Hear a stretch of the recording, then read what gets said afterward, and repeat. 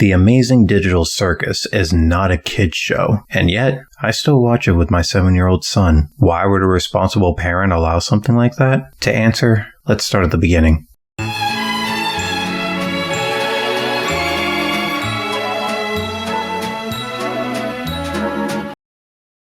To those who don't know, The Amazing Digital Circus is an animated dark comedy starring a group of colorful characters living in, well, a digital circus.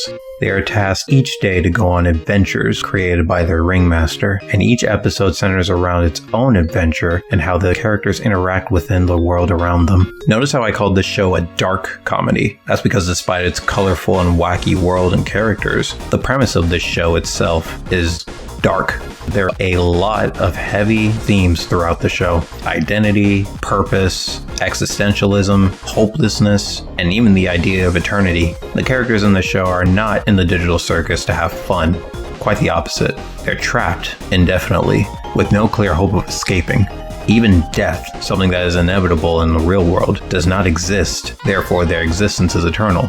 No end, no reward, no distinct meaning or purpose. From an outside perspective, it's clear that a description like this is by no means grounds for the entertainment of children. Most parents, especially nowadays with how hypersensitive the world is with censorship, this would seem like a far cry from what children's media should be.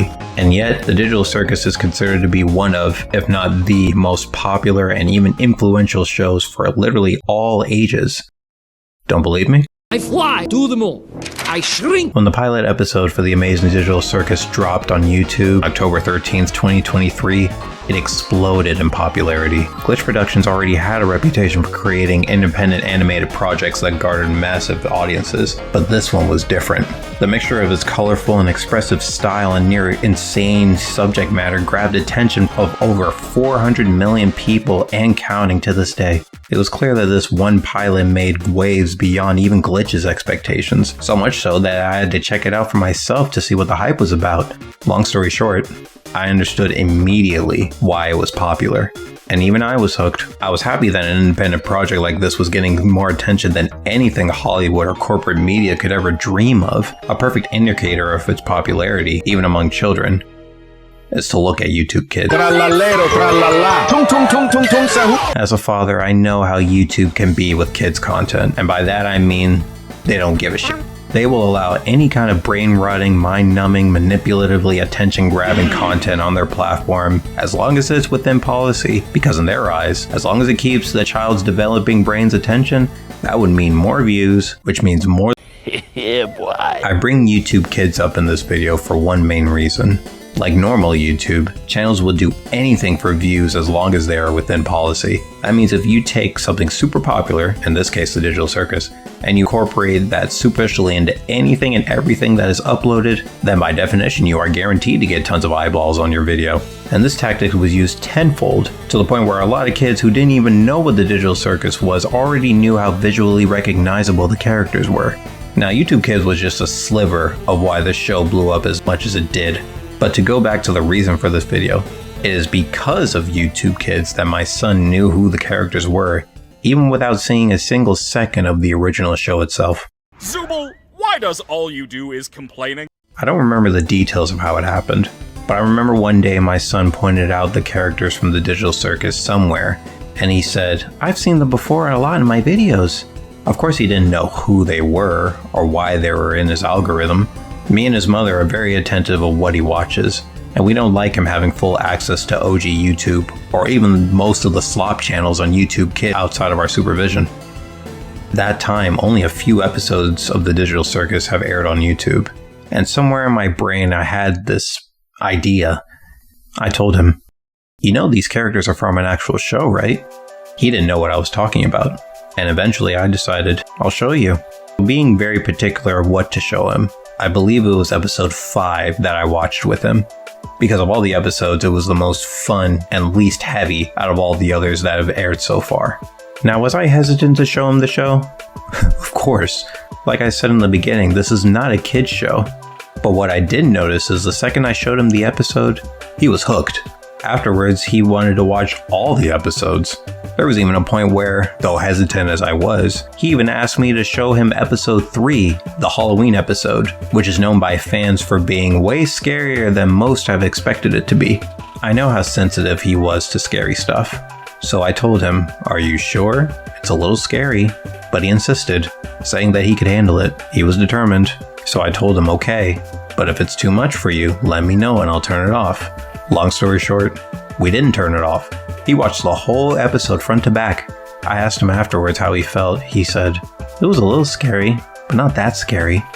It was at that point I knew that my son was braver than I expected, and in some ways, a lot more mature than I expected.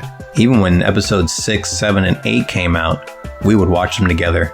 One thing I also noticed was that he didn't just enjoy watching the show. He was invested in everything that the show had to offer, and even go as far as to ask me what abstraction is. And if you watch the show, you would understand what that question really entails. He would even ask me if there were a chance for them to even escape the circus. And I was honest in telling him that even I didn't know. We would theorize between episodes, rewatch episodes over and over, and just overall bond over our own enjoyment.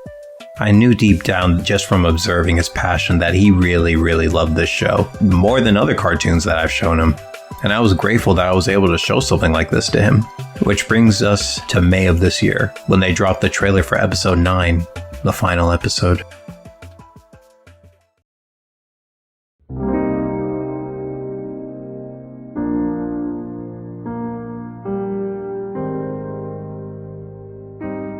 At the end of the trailer for the last episode, Glitch announced that the 2 weeks leading up to the finale's debut on June 19th, they announced the Amazing Digital Circus: The Last Act, which was an international theatrical release combining episodes 8 and 9 into a full feature-length film. When the news hit the public, tickets were selling out like crazy.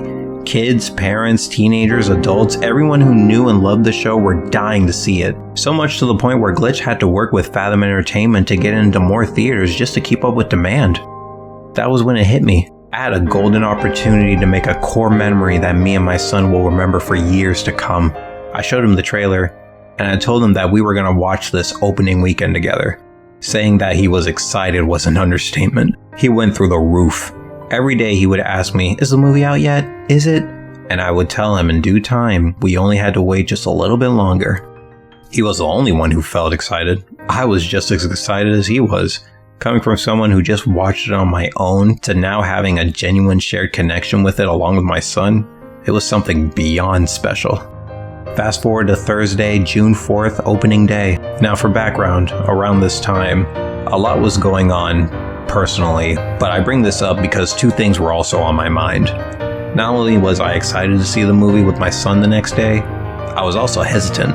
At this point in the show, the plot was really reaching its climax, and the dark themes mentioned before were becoming more and more apparent, especially after episode 8. So in both an act of paternal instinct and also slight selfishness, admittedly, I found a theater near me to watch the movie myself. Now, why did I do this when I said I would watch this movie together with my son? Two reasons. The first is because I'm still a father at the end of the day.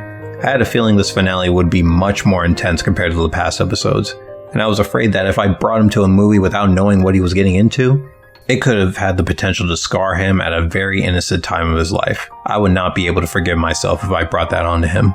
The other reason? This was my way in closing my own chapter with the Digital Circus.